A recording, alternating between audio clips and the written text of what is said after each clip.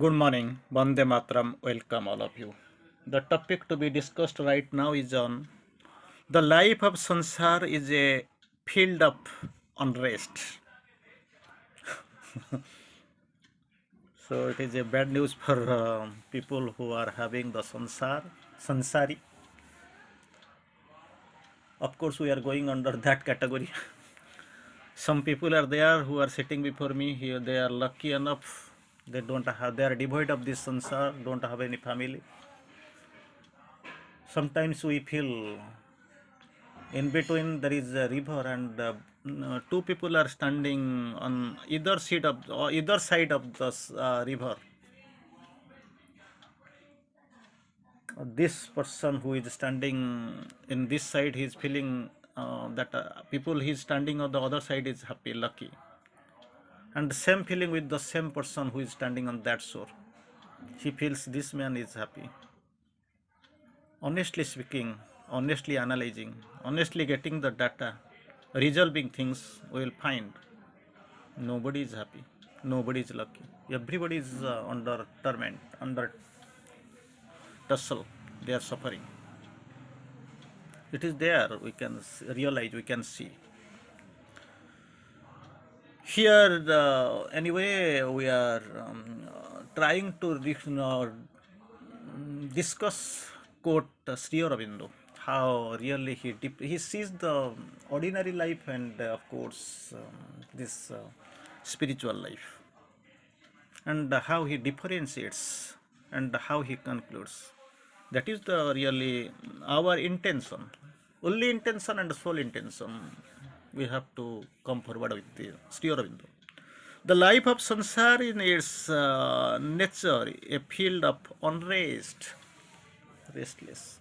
He who, and I can quote one line from Francis Bacon, the greatest essayist of the time. Maybe till now he is dominating the scenario. He who hath wife and children hath given hostage to fortune. He who hath wife and children, having the sansar, hath given hostage to fortune. No other go. Wherever he is being pulled, he will be pulled. That is, he has got no option absolutely. The life of sansar is in its own nature a field of unrest. To go through it in the right way, one has to offer one's life and action to the divine. I want to read, I want to go through it. Even great Shankar you have heard. He heard many siddhis, great Shankar, but have not heard the experience of this sansar. So finally he had to rush into the dead king's corpse, which was just to be cremated. And this king got up. Here also Shankar suggested his disciples, you have to take care of my body till I am returning. I am here not going to have the permanent sansar there to rule over the kingdom. Going only to take some experience. After gaining this experience, I must come back. Don't be in a worry. So life of sansar in its nature is a field of unrest. To go through it is the right way. One has to offer one's life and action to the divine. Offer one's life and action simultaneously to the divine. And pray for the peace. First you have to offer yourself, life and action to the divine. Not only that, you have to pray for it. Pray for peace of the divine within. Divine within. For that you have to pay for peace. Peace. It is a turmoil. That I think 2 days back I sent you one very good message in my status. You have seen this turmoil in this ordinary sansar life will affect you again and again. It has got no end. It will affect you like anything again and again. What you have to do then? All the wise they remain silent. All those nonsense, staying on the surface consciousness, didn't have the real inner knowledge. What they do? They complain, they claim, they shout, they cry, reciprocate, react. Just imagine this, if this is the scenario where really someone, and maybe you, maybe me, where really we stand. So here in this great sentence, great message, Sri Aurobindo tries to clarify. The life of sansar is in its nature a field of unrest. A field of unrest. It is a universal proverb, field of unrest. To go through it the right way, one has to offer one's life and action to the divine. One has to offer life and action to the divine and pray for peace, the divine within. When the mind becomes quiet, one can feel the Divine Mother supporting the life and put everything into her hands. Superficially speaking, people who are gathering around me here, who are present and sitting before me, I'll tell you. I have given. Mother is taking care. We don't have anything, no thought, no second thought but the divine. We have turned towards the divine. Very simply, very dignified manner. Raising my hands with shouting tongue. We keep claiming like this, but truly speaking, just go within and imagine, is it really so, or this is a dikhwa, this is a show? That's what you have to do. Walk the talk. Don't pretend be. Time is gone. Time is off. If you pretend, then with whom you are pretending? For whom you are pretending really, my friend? You are pretending, you are cheating yourself, no to nobody else. No words, act. It is time to act. How long can you cheat yourself, cheat all around, and try to cheat the divine? Divine is not going to cheat you anyway. Everything, nothing, no negations touch it. That to that aura, divine aura, no negation rushes inside. So simply you are spoiling yourself. You are spoiling your life. You are spoiling your career.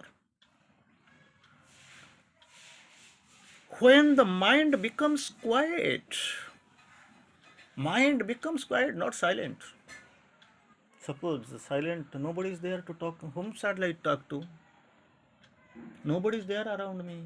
If I tell something, people will think that I am a mad, crazy.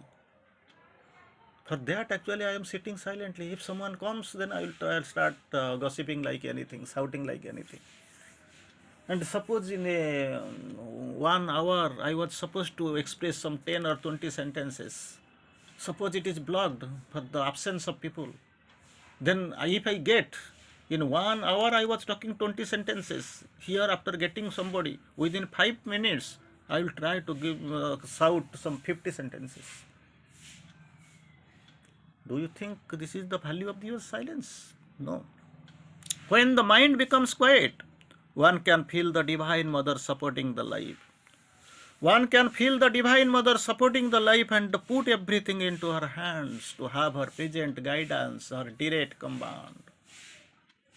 You must know. Look before you leave. Once it is lived, it will never return back. Never return back.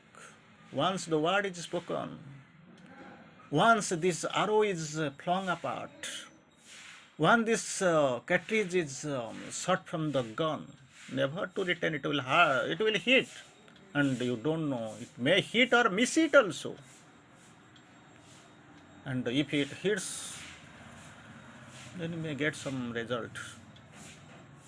If it mishits, you have to give the bitter price. Paying the bitter price is definitely it will cost you like anything. And you have chosen this horrible world, horrible life of sansar. And by its nature, it is a field of unrest. Unrest means not that 5% unrest, 10% rest. It is a nature, by its nature, a field of unrest. Wherever you go, whatever you do, whatever you find, wherever you hug on, the problem is like this. So for that, actually, you have to face. You have to offer your life and action to the divine and pray for the peace of the peace. The to whom? To the divine within you. And the latter, the required element is that the mind must be quit and feel the divine mother supporting the life and everything, put everything into her hands or to have her present guidance, command. Then life may be colorful, beautiful. Again, one more step forward we'll try to go. One who has not the courage to face patiently and firmly life,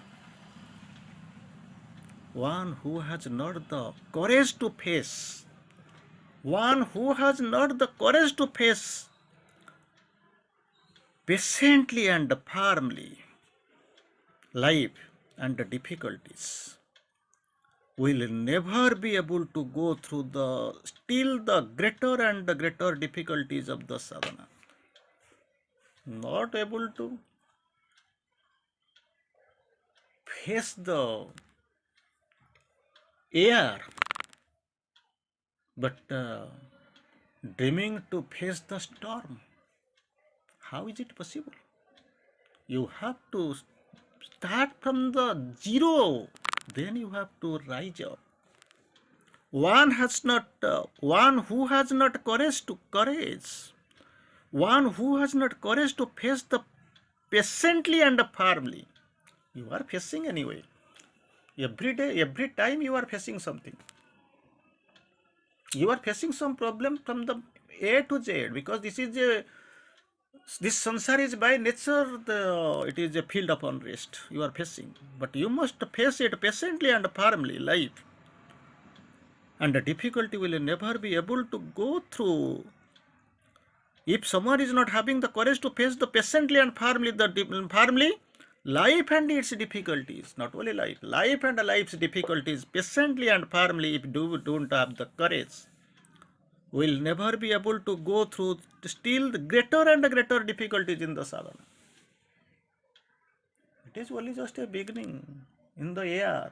Air means it is there inside your room, your house. Storm is coming in the sadhana.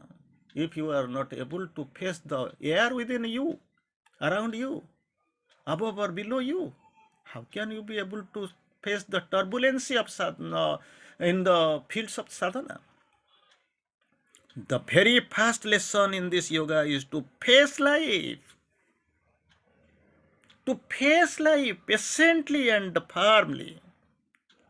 And it's trials, life and trials you have to face with quiet mind, firm courage, entire reliance on the divine Shakti. It is what required.